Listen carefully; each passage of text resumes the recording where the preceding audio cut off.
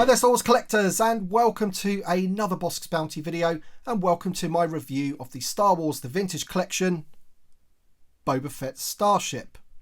No. This is the Slave 1, everybody. They do have that right on the box. It is Boba Fett Starship, but we all know it as the Slave 1, and therefore that's what I'm going to be calling it throughout the course of this review.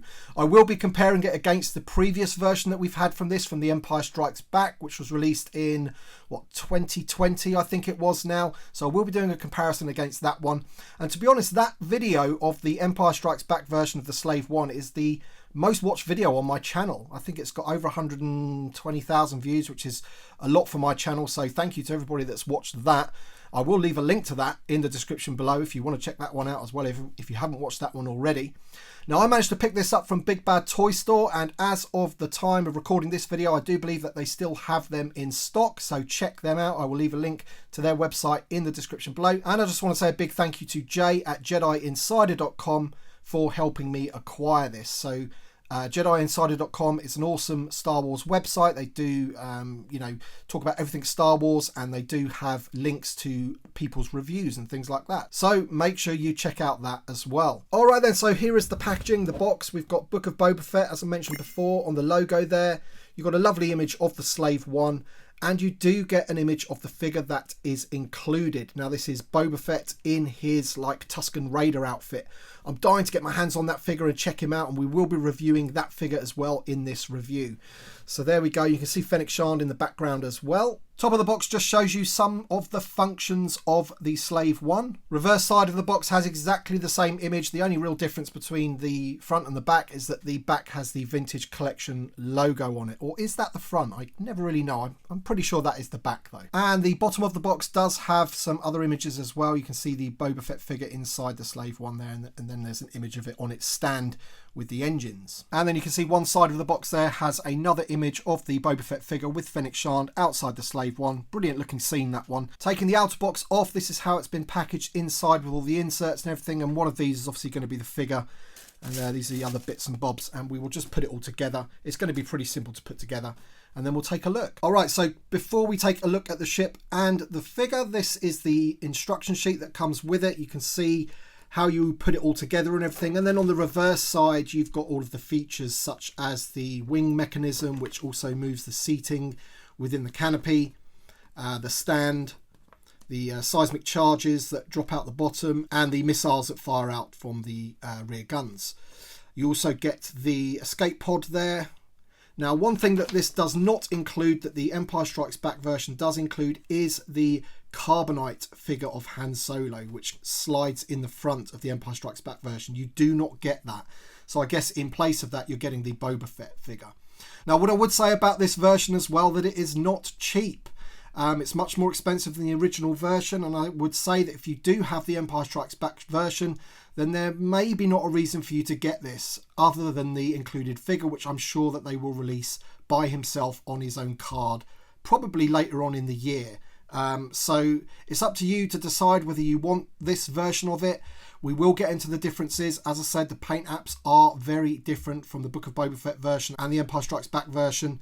But first, before all of that, we're going to take a look at the awesome Boba Fett figure. All right, so as I mentioned, I wanted to take a look at the figure first, because essentially this is the all new bit for me in this particular set. You know, I've seen the Slave 1 before, I've got one already, albeit this one is painted differently. I really wanted to take a look at this figure, and what an exquisite figure this is, right down from the sculpt to the soft goods to the accessories. This figure's got it all, to be honest, and I'm really, really happy with it.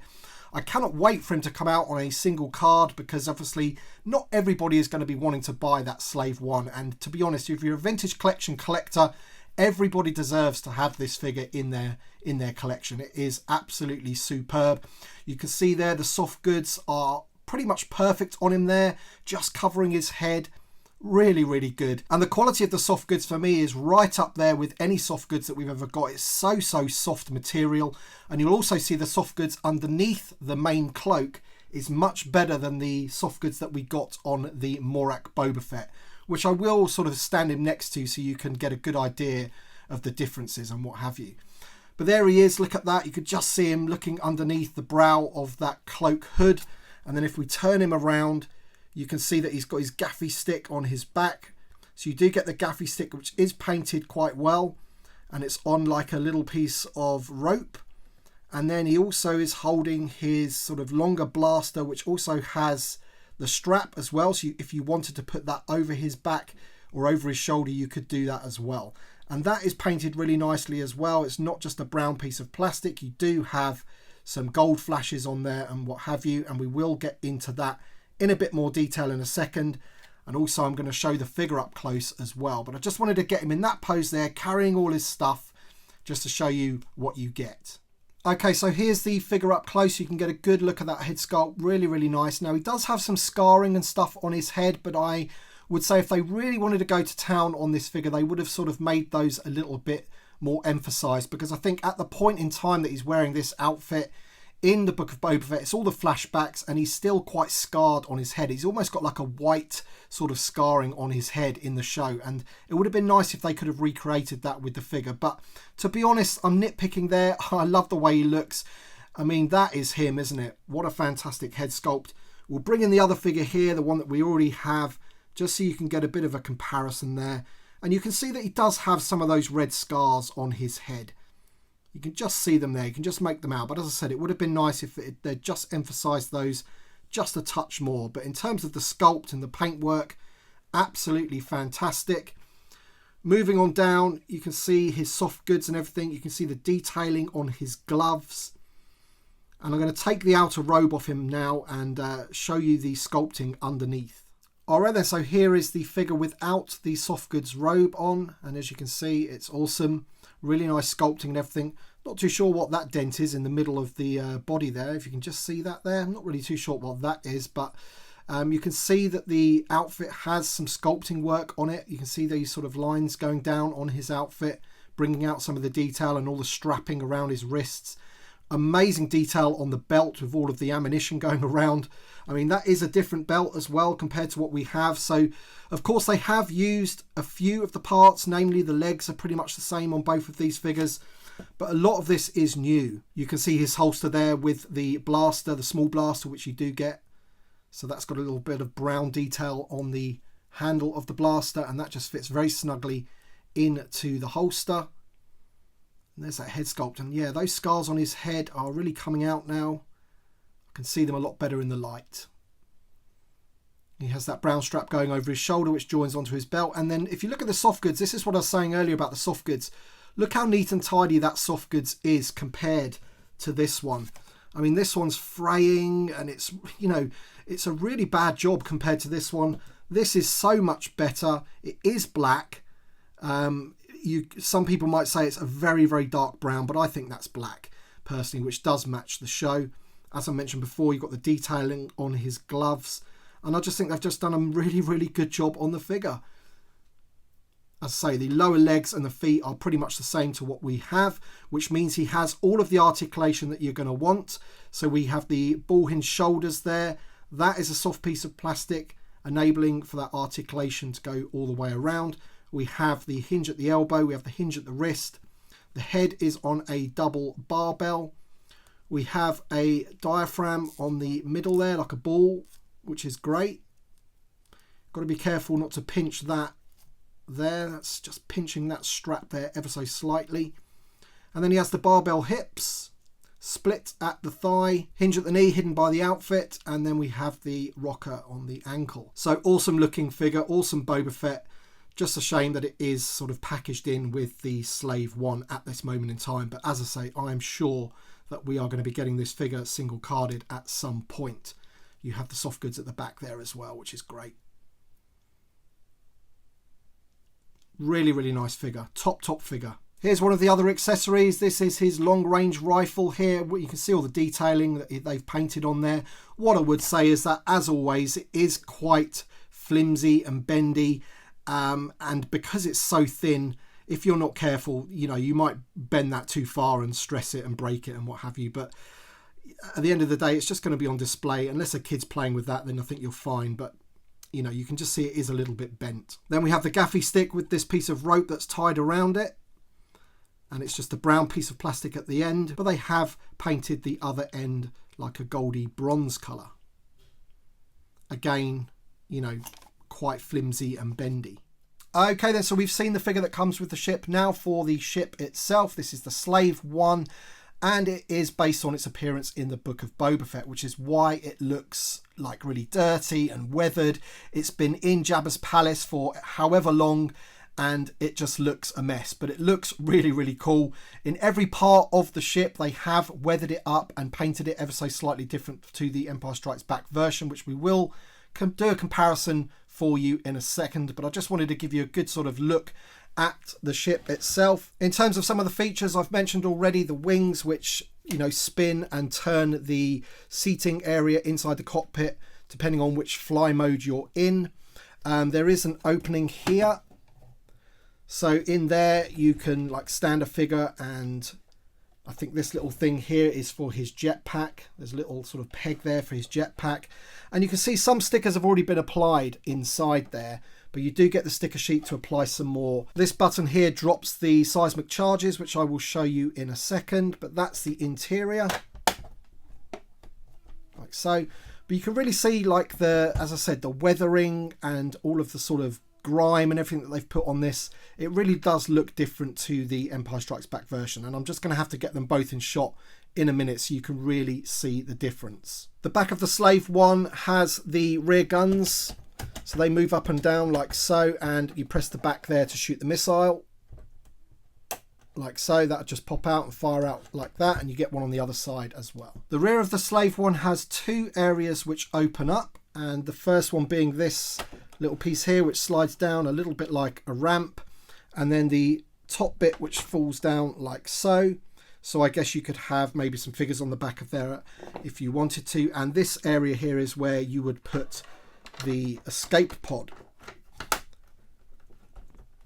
like so, and then the ramp literally just slides back up and goes in like so. The front of the Slave One has the canopy, which this whole area lifts up like so, and then you can place your figures into the seating area. These do slide out, these grey pieces, so you can put your figures in and then slide them in. Otherwise it is a bit of a nightmare to get the figures in, but you can see that that rotates, and when you've got enough figures in there, the weight of the figures actually makes that rotate when the wings rotate, when you turn the wings, which is a pretty nice design.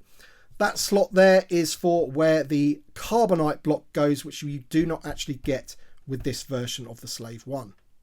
I've always found that these canopies can be a little bit temperamental in terms of trying to get it to sort of go back flush.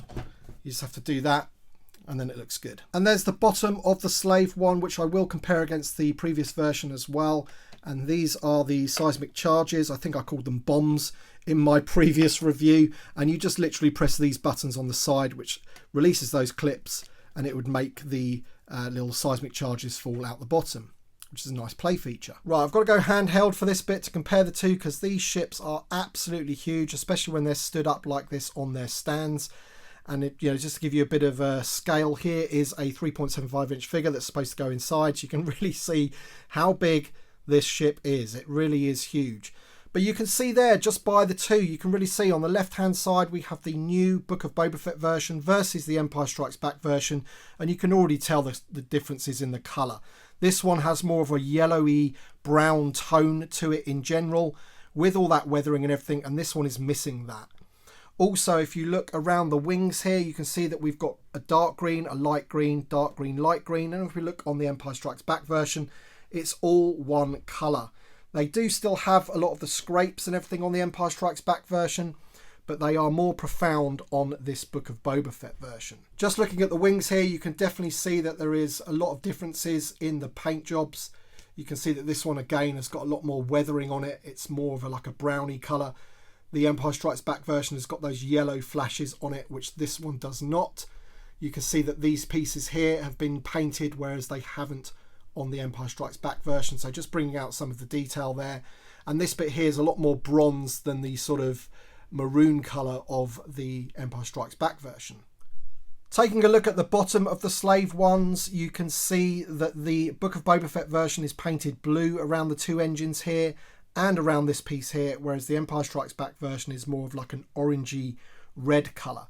So again, they've just mixed it up a little bit. You are not getting the same ship. You are getting something a little bit different. But as I said at the top of the video, at the end of the day, if you already have the Empire Strikes Back version, I'm not too sure if there is an actual reason to get the Book of Boba Fett version. Unless, of course, you do want a screen accurate version from that point in time, from the Book of Boba Fett. You can really see here, if we just turn them around here, you can really see the difference in colour. So a lot more green and light green, and this one has more of like a, as I say, like a browny yellowy wash over it, just to give it that sort of rustic feel. It's been in Jabba's palace in storage for so long, getting all dirty and dusty and what have you, and I think they've captured that quite well. Alright then guys, that's my review of the Book of Boba Fett Slave 1, which includes this awesome Boba Fett figure. What a great figure that is. Very happy to have that in my collection now. I do apologise for some of my camera work on this video. It's just so difficult to film this absolute beast of a vehicle. It is massive, and you saw when I had two of them together how much space it does take up. But thank you for bearing with me. Thank you for watching. Thank you to my Patreon supporters and channel members. Be sure to check out lots of my other videos on the channel. Be sure to subscribe if you are new. Hopefully we're going to hit 25k very soon. As I said, thank you all for watching guys, and we shall see you on the next one.